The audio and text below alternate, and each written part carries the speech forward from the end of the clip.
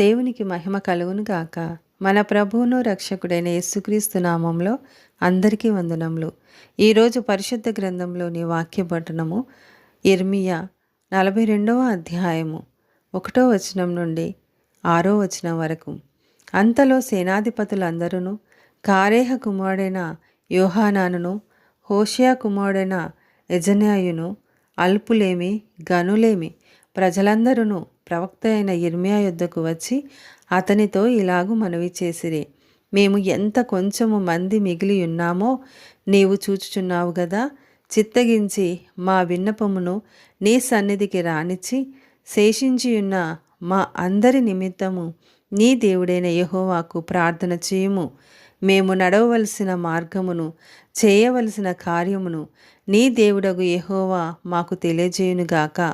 కాగా ప్రవక్త అయిన యిర్మీయా వారికి ఉత్తరమిచ్చినదేమనగా, మీరు చేసిన మనవి నేను అంగీకరించుచున్నాను. మీ మాటలను బట్టి మన దేవుడైన యెహోవాను నేను ప్రార్థించుదును. ఏమియూ మీకు మరుగు చేయక యెహోవా మిమ్మును గూర్చి సెలవిచ్చినదంతయు మీకు తెలియజేతును. అప్పుడు వారు యిర్మీయాతో ఇట్లనిరి, నిన్ను మా యొద్దకు పంపి నీ దేవుడగు యెహోవా సెలవిచ్చిన ఆ మాటలను బట్టి మరుమాట లేకుండా మేము జరిగించని ఎడల యెహోవా మా మీద నమ్మకమైన సత్యసాక్షిగా ఉండునుగాక.